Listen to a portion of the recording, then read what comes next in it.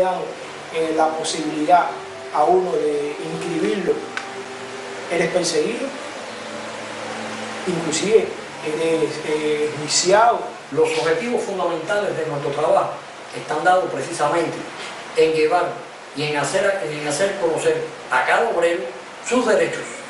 Así que cada obrero conozca sus derechos y como tal los defienda. Nos dedicamos a dar cursos, talleres, y talleres a los trabajadores cubanos para que ellos conozcan cuáles son sus derechos, los derechos que el gobierno cubano le omite. Buscamos todo tipo de información, las canalizamos hacia la OIT, hacia cualquier medio de difusión internacional que coadyuve al mejoramiento de la situación, pero realmente sí funciona el sindicato. Esa es la forma que nosotros tratamos de reivindicar al trabajador, haciendo denuncia de todas esas violaciones, haciendo denuncia de la cadena de impago que hay, del atropello, las vejaciones. El sindicato independiente, obviamente, uno se enfrenta a un sistema altamente represivo, que nadie es capaz de calcular. Es un sistema basado en estrategia copiada de la Stasi alemana, de la antigua RDA, de la KGB soviética. La Organización Internacional del Trabajo, en el enjuiciamiento del proceso revolucionario de Castro, pues ha sido muy crítica y ha denunciado muchas veces violaciones de convenio. Violación del artículo 23 de la Declaración Universal de los Derechos Humanos en su inciso 4. También el gobierno viola el artículo 23, viola el convenio 95, viola el convenio 97-98 y viola el 111 también, que era discriminación en el empleo por racismo, por raza, por religiosidad. Los trabajadores desconocen sus derechos y conocen sus obligaciones, las que le impone el Estado, no se guían por los derechos de ellos verdaderos. No existe la libertad sindical en Cuba. Practicábamos el periodismo independiente, denunciábamos lo que eran los abusos laborales, las violaciones de las leyes laborales, el derecho a la libertad sindical, al derecho a la agrupación de jóvenes, de trabajadores que quisieran hacer sindicatos independientes. Es una opción que los trabajadores cubanos, ante el estado de indefensión en que se encuentran, toman el paso de crear sindicatos que realmente respondan a sus intereses. Planteaba anteriormente que la Central de Trabajadores de Cuba es un departamento estructural del Comité Central del partido. Y realmente muchos de los trabajadores y muchos de ex dirigentes sindicales que estuvieron dentro de la CTC han pasado a formar parte de lo que es el movimiento sindical independiente. El Consejo Unitario lo concebimos a partir del año 95, o sea, 14 de julio del 95. Aquí, después, posteriormente, pues viene la época de Concilio Cubano, nos integramos a Concilio y a principios de febrero pues recibimos una visita de la Confederación Sindical La CIOLS. En este caso también iba acompañada de la ORIT, Organización Regional Internacional del Trabajo, y del Instituto para el Sindicalismo Libre. A un trabajador se le paga peligrosidad por el riesgo de su trabajo.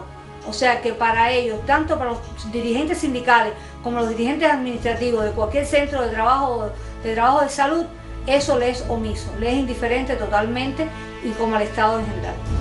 Las condiciones laborales son precarias, los accidentes de trabajo numerosos. La indefensión del trabajador cubano ante el Estado es absoluta. Dentro de todas las discriminaciones que sufre el trabajador cubano, sufre, yo te diría que desde el punto de vista material, una que es esencial, que es el salario. El salario del trabajador en cualquier parte del mundo representa su sustento de vida. En el caso del trabajador cubano tiene que lidiar con una dualidad monetaria que ha acabado realmente con las necesidades que tiene el trabajador cubano.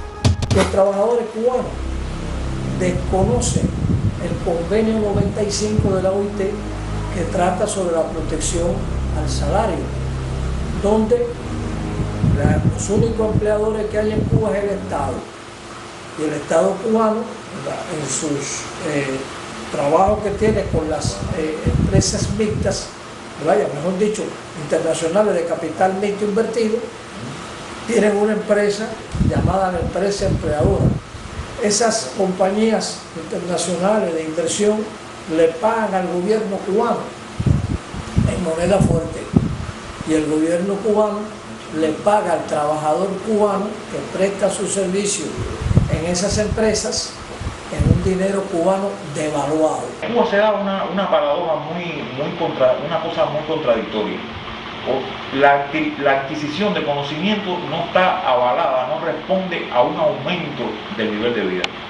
Un médico, un ingeniero, un licenciado, un abogado, cualquier profesional es un estándar de vida que no pasa de ser un pobre más. Se ve asfixiado, no puede cambiar de trabajo, no puede cambiar de hogar, no puede invertir en su país. Aquí los extranjeros vienen e invierten. Y sin embargo, el autóctono, yo no puedo invertir en una pequeña, mediana o gran empresa. Mi dinero aquí no vale. La dualidad de monedas en el país, cuando el peso cubano prácticamente no tiene valor, quien viva de su salario, prácticamente su situación es muy difícil. Lógicamente, en Cuba se ha proliferado, y obviamente tiene que ser así, el robo, porque el mismo Estado ha hecho que el pueblo aprenda a robar, porque quien trabaje y viva de su trabajo no puede vivir, imposible. El sueldo promedio de un trabajador cubano viene siendo unos 300 pesos, que viene a la equivalencia de la tasa de cambio, son unos $12, más o menos. Cuba ha ratificado 70 o más convenios internacionales. Hay además recomendaciones. De esos 70, pues Cuba ha violado los principales, a mi juicio. El convenio número 1, que es la reivindicación máxima y clásica del movimiento sindical mundial, jornada de 8 horas. Castro ha hecho la apología y el elogio de las jornadas de 15 y 16 horas. Los convenios de la OIT que están violados constantemente sobre la libertad sindical, el 87, el 98. Uno le pregunta al Estado, o sea, a los miembros trabajadores de la masa, y no saben responder ni qué cosa es eso. Castro ha violado el convenio más famoso de la OIT, que es el convenio 87 sobre libertad sindical, pero no una, sino muchísimas veces. Castro ha violado los convenios 29 y 105, que son los que tratan de la prohibición del trabajo forzoso.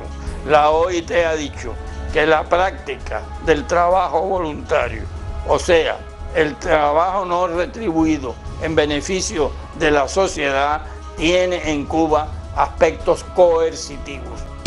El trabajo voluntario en Cuba no es más que un método para obligar al trabajador a asistir a este evento. A pesar de que Cuba es signataria del convenio 87 y 98 de la Organización Internacional del Trabajo y de la Declaración Universal de los Derechos Humanos, que en su artículo 23, aspecto número 4, declara y plantea la libertad de sindicalización.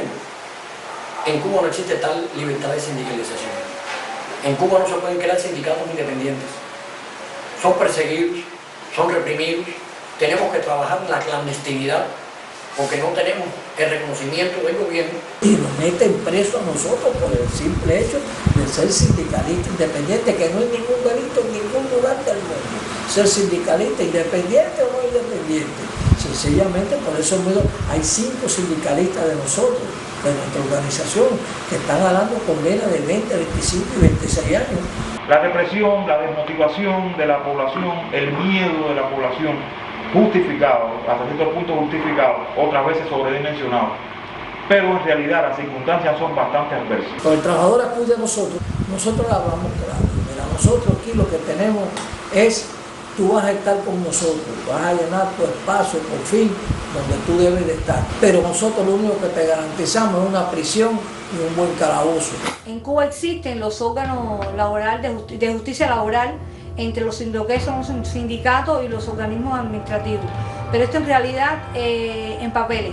Esto es una falsa que no existe, no responde al derecho laboral como tal, al trabajador, porque todo esto es, como decimos vulgarmente, un complot entre la administración, el partido y los dirigentes sindicales.